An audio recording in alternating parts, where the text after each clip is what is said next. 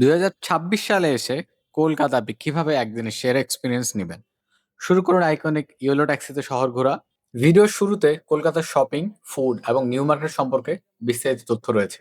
আর ভিডিওর শেষের দিকে কলকাতার অ্যাপোলো হসপিটাল এবং সরকারি হসপিটাল নিয়ে বিস্তারিত আলোচনা করা আছে। তাই পুরো ভিডিওটি দেখলে শুরু থেকে শেষ পর্যন্ত সব গুরুত্বপূর্ণ তথ্য জানতে পারবেন। শুভ সকাল সবাইকে। ঢাকা থেকে প্রায় 5.5 ঘন্টা জার্নি শেষ করে আমরা চলে আসছি দর্শনা বর্ডারে। সো এখন প্রায় 5:30 বাজে। আমরা এখানকার কার্যক্রম সম্ভবত 6টা বা 6:30টার দিকে শুরু হয়। আমি কিন্তু বর্ডার দিয়ে প্রথমবার যাবো, সো এই সম্পর্কে আমার আইডিয়া নেই। আর পেছনে যে রেলের রাস্তাটা দেখছেন, এটা দিয়ে বেসিক্যালি বাংলাদেশ থেকে ট্রেন ডিরেক্ট হচ্ছে ইন্ডিয়া যায়। এখন আমাদেরকে অপেক্ষা করতে হবে আমাদের ইমিগ্রেশনটা কমপ্লিট হওয়ার জন্য। এখন প্রায় 7:10 বাজে। সো আমরা ফাইনালি হচ্ছে যে ইমিগ্রেশনটা কমপ্লিট করলাম। আমরা গিয়ে হচ্ছে ইন্ডিয়ান যেটা আছে ওটা করবো। তবে এখানে পুরোটাই দালালে ভরা। ফাইনালি হচ্ছে ইন্ডিয়া ঢুকে গেছে। সো আমাদের হচ্ছে যে এখন ইন্ডিয়ার ইমিগ্রেশন যে সিলটা এটা নিতে হবে। এটা নেওয়ার পরে হচ্ছে আমরা ট্রেনে উঠে যাব একদম গেদে রেলওয়ে স্টেশনের উপরে। সো একটু সামনে গেলে হচ্ছে আমাদের দালাল ভাই, নাম সঞ্জয়, ওনার কাছে যাবো। ওনার কাছে গেলে আপনি বাকি কাজটা প্রসিজার করে দেবে। 50 টাকা নেবে তার বিনিময়ে।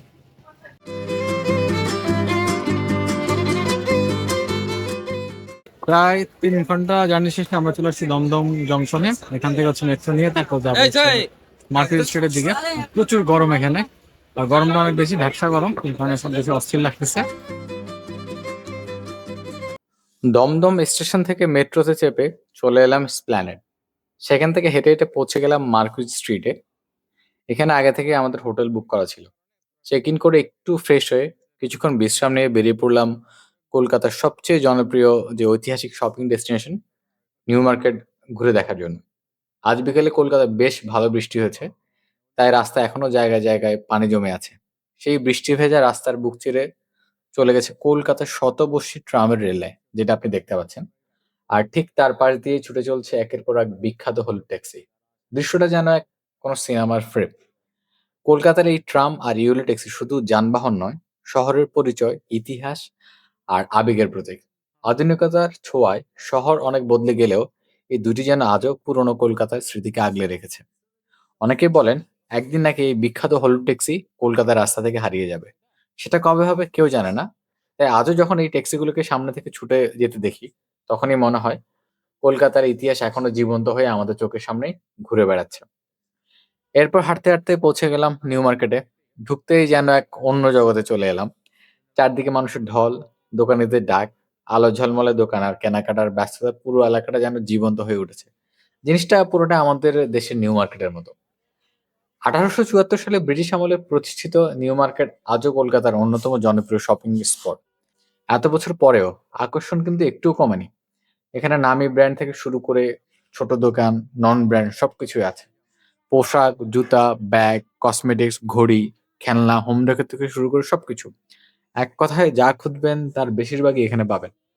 তবে নিউ মার্কেট শপিং এর আসল মজাই হলো কিন্তু দরদামে। ভালোভাবে দরদাম করতে পারলে একই জিনিস কিন্তু অনেক কম দামে কিনে নেওয়া সম্ভব। তাই এখানে কেনাকাটা করতে হলে একটু আত্মবিশ্বাস আর দরদামের কৌশল যার থাকবে সেই কিন্তু লাভবান হবে। শুধু শপিং নয়, খাবারের জন্য কিন্তু নিউ মার্কেট দারুণ জনপ্রিয়। চলুন এবার এই ব্যস্ত নিউ মার্কেট গুলো ঘুরে দেখি কি কি পাওয়া যায়, কোথায় ভালো কেনাকাটা করা যায়, আর কি কি সুস্বাদু খাবার অবশ্যই ট্রাই করা যায় সেটা আপনাদেরকে দেখাচ্ছি। এটা কি ল্যাংড়া? এটা কি আম দাদা? কি আম? এটা হিমসাগর, হিমসাগর? এটা লাংড়া, ওইটা ওইটা এটা গোলাপ খাস। কত করে কোনটা? এটা 150 টাকা, এটা 100 টাকা, এটা 120 টাকা। রং দে বসন্তে সিনেমার নামে ধাবা। চল চল চল।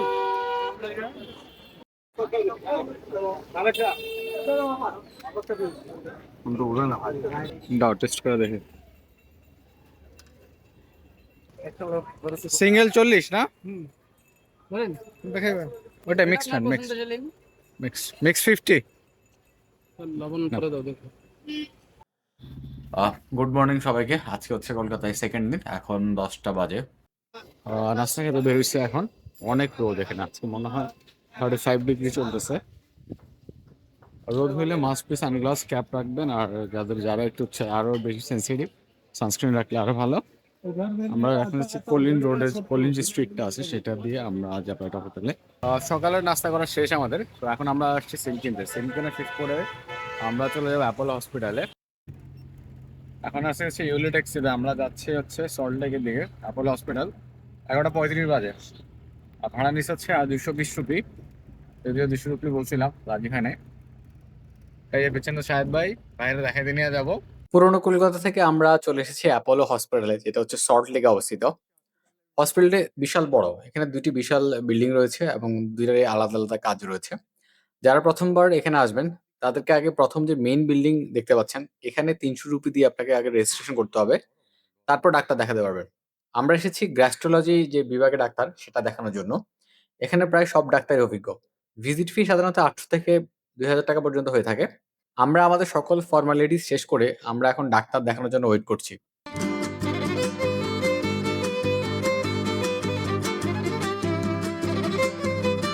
ডাক্তার দেখানো শেষ করে আমরা বের হয়ে পড়ছি। এখন আমরা যাবো হচ্ছে যে কলকাতার গভর্নমেন্ট হসপিটাল দেখাতে, যার নাম হচ্ছে পিজি হসপিটাল। আমরা চেষ্টা করবো মেট্রো ধরে যাইতে, ওই যে মেট্রোটা। আমি এখন আছি সল্টলেক লেক স্টেডিয়ামের যে মেট্রো স্টেশনটা, সেটার উপর থেকে এটার ভিউটা এরকম দেখা যায়। পিছনে যে স্টেডিয়ামটা দেখা যায় ওটা বেসিক্যালি সল্টলেক স্টেডিয়াম। এই হচ্ছে আমার টিকিট, স্ক্যান করলে ঢোকা যায়। এই যে একটা মেট্রো অলরেডি যাচ্ছে। সো আমাদের শিয়ালদা যেতে 15 মিনিট সময় লাগে, 15 মিনিটের মতো। আর এদের আরেকটা টিকিট দেখলাম যে কয়েন, যেটা হচ্ছে আমি দমদম থেকে যখন পার্টিসিপেট আসছি ওখানে তখন কয়েন সিস্টেম আর কি, যেটা দিয়ে ইয়ে করা যায়। আমাদের দেশে যদি সিস্টেমটা করা যায় তাহলে ভালো হতো। আমাদের মেট্রো চলে আসছে শিয়ালদার জন্য।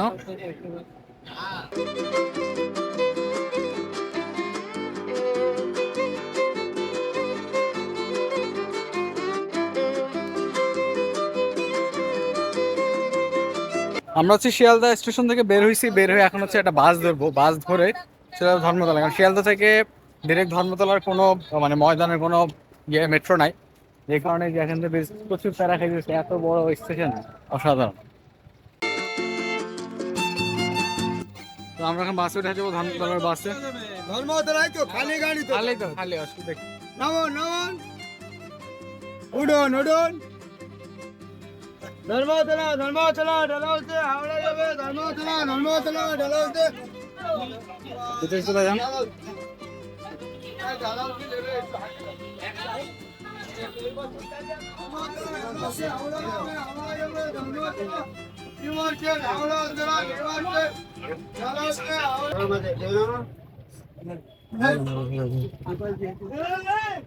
এর থেকে বড় কাপ নাই?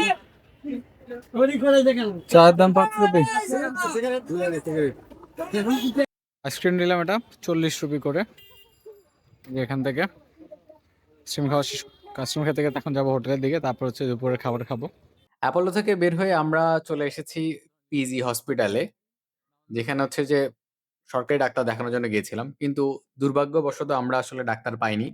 আমরা পৌঁছাতে পৌঁছাতে প্রায় 4টা বেজে গেছিল। বেসিক্যালি হচ্ছে যে পিজি হসপিটালে সকাল 8টা থেকে দুপুর 1:30 পর্যন্ত ডাক্তার থাকে এবং এখানে কোনো ভিজিট ফি লাগে না। তো যে কারণে প্রচুর পরিমাণে ভিড় থাকে। সো আপনারা যারা হচ্ছে বাংলাদেশ থেকে যাবেন গভর্নমেন্ট হসপিটালে ডাক্তার দেখাবেন, সেক্ষেত্রে কোনো ভিজিট লাগবে না। তো আপনারা অবশ্যই চেষ্টা করবেন সকাল সকাল যাওয়ার জন্য।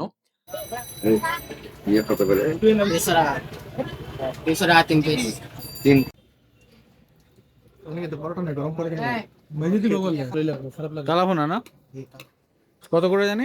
80 টাকা। 80, দুইটাই তো 80 না?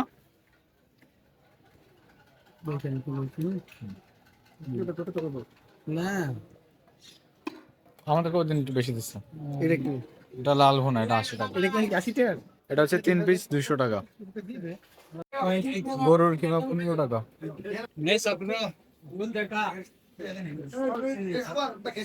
দাদা রুটি কত করে জানি? 4 4। এ ভাইয়া পরোটা কত করে? এ ছোট ভাই, ছোট ভাই, ছোট ভাই, পরোটা কত করে? 10 টাকা। আচ্ছা, আমরা কাবাব নিলাম 7টা। কাবাব অলমোস্ট রেডি। আর কতক্ষণ লাগবে দাদা? আর লাগবে না, রেডি হয়ে যাবে। চাপের মধ্যে একটু ভালো হবে। খাবার আর হবে না নাকি? ভালো করে কর, এটাই শেষ। তাহলে দাঁত তো সব দাঁত সবই তো নিলাম। সব দিয়ে দেবো, সব। আজকে তৃতীয় দিন, চলে যাচ্ছি বাংলাদেশে। কয়দিন পর আবার আসবো কলকাতায় ট্যুরিস্ট ভিসায়। সো আপনার যদি কলকাতার অ্যাপোলো হসপিটাল বা সরকারি হসপিটাল সম্পর্কে যদি কোনো প্রশ্ন থাকে অবশ্যই কমেন্টসে জানাবেন, আর আমি যতটুকু পারি উত্তর দেওয়ার চেষ্টা করব। ভিডিওটা যদি আপনার ভালো লেগে থাকে অবশ্যই লাইক, কমেন্ট, শেয়ার করতে ভুলবেন না এবং মোস্ট ইম্পোর্টেন্ট যেটা সাবস্ক্রাইব করে পাশে থাকবেন। ধন্যবাদ সবাইকে।